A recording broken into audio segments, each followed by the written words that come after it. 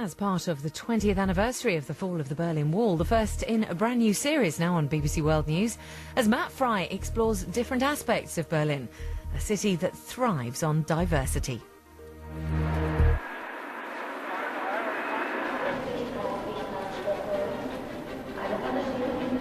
On the 26th of June 1963, John F. Kennedy came to Berlin.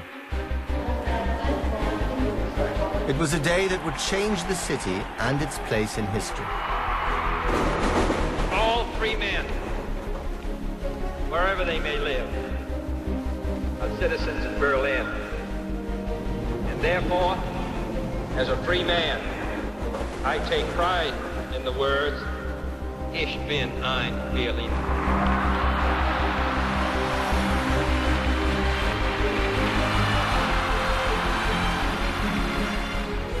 After these words were uttered, Berlin became more than just a divided city. It became a symbol, a state of mind. It became everyone's city. And to ordinary Germans like my own parents, the American president suddenly looked like a savior. Kennedy even had a hand in my birth. I came along 5 months later. The shock of his assassination had sent my mother into premature labor. But it wasn't until much later that Berlin would play a defining role in my life. On November the 9th, 1989, as a young BBC radio journalist, I was sent here on assignment. This extraordinary party scene. The smell of champagne. On that side, on the eastern side, a rainbow-colored traffic jam. Everyone sort of walked with a certain urgency. You know, they wanted to get to the other side, just in case this is all just a dream. And this sudden eruption of mundane normality, which had been enjoyed by people living there for decades, and which people over there had only dreamt of, was really quite shocking. My own family was caught up in the mayhem of hope and anxiety as the Berlin Wall fell. I'd always understood what JFK meant when he talked about freedom and oppression, about the division of Germany. But on that day, standing here, I also felt it.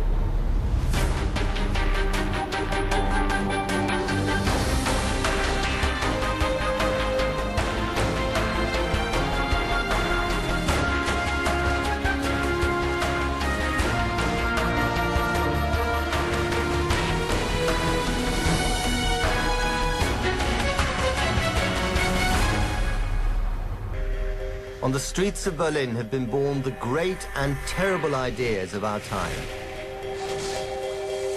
The theory of relativity, communism, and fascism. Theories of sex and sexuality. And the conception of the atomic bomb. The story of Berlin from the city's earliest days is one of a clash of ideas that would define the modern world.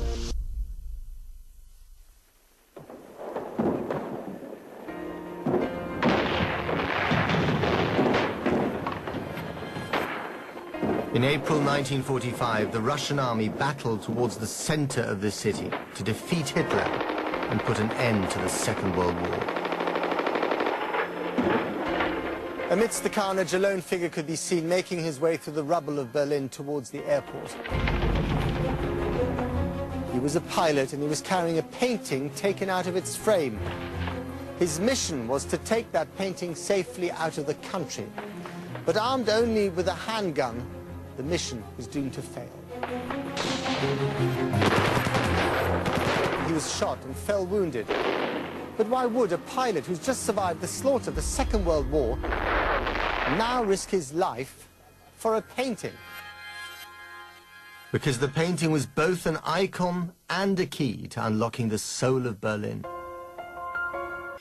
It was a copy of this portrait of King Frederick the Great of Prussia, the man who established Berlin as a center for radical thought and to extend his empire in a series of vicious wars.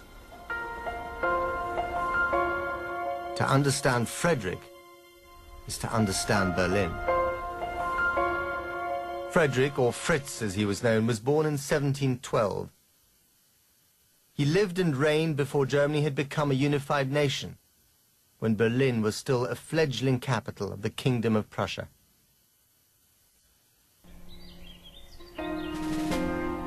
Frederick's upbringing was a baptism of fire, courtesy of a father obsessed with the military. The story goes that young Fritz was woken up every day by a cannon barrage outside his window to get him used to the sound of gunfire.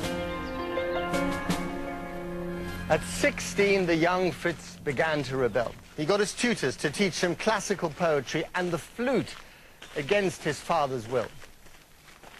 He also started to live a double life, outwardly conforming to his father's strict wishes, but secretly amassing a library of forbidden poems and philosophy. Eventually, this difference between father and son was to come to light with tragic consequences. Hans von Katter was a captain in the Prussian army. He developed a close, possibly homosexual relationship with the 18-year-old Fritz. The two friends planned to run away to England while the king was away inspecting his army. But they were betrayed. The king imprisoned his own son and then forced him to watch the beheading of Katter from the window of his cell. It was an act of brutality that would overshadow his life. As a king, Frederick the Great built Sanssouci Palace, a Rococo refuge from the world. Frederick became a great patron of the arts.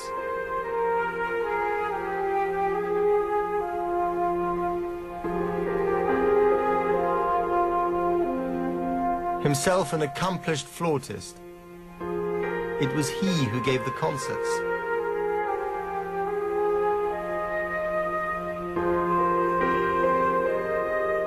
He was a modern man who was molded by the spirit of his times, the spirit of the Enlightenment, and most specifically by the French philosopher Voltaire. Voltaire was a revolutionary thinker. He promoted social reform and equality. He was in love with rationality, and he passionately believed that education would further human betterment. At a time when Europe's monarchs firmly believed in their God-given right to rule over their subjects, Voltaire's ideas were nothing short of explosive. But one monarch who did not see him as a threat was Frederick the Great. The king paid Voltaire a yearly salary, and the writer was an ever-present member of Frederick's group of artists and philosophers. Along with Voltaire, Frederick penned an attack on the despotism of princes and the divine rights of kings. It was an ironic prophecy for Berlin. Kings have the capacity to do good when they have the will. In the same way, they can also make evil. The lives of the people are sometimes pitiable, and they have very good reason to fear abuse of the sovereign power. Their freedom is at the mercy of his whims. Their very lives are subject to his cruelties. The sovereign, far from being the absolute master of the people which are under his domination, is only the first servant. But for all his enlightened ideas, many would argue that Frederick wasn't so great. There's another side to his character also reflected in this room.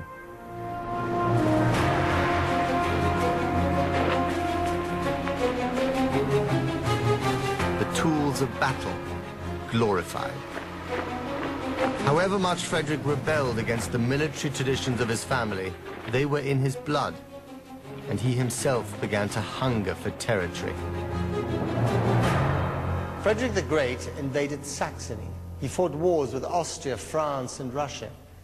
He even acquired a sizable chunk of Poland. And yet all the time, his flute music could be heard at night drifting across the military encampments. The warrior philosopher playing his troops to sleep. He was a pretty complex, divided sort of fellow. Perfect for the shrink, you might say. In commemoration of Frederick the Great's successes on the battlefield, an enormous sculpture was commissioned.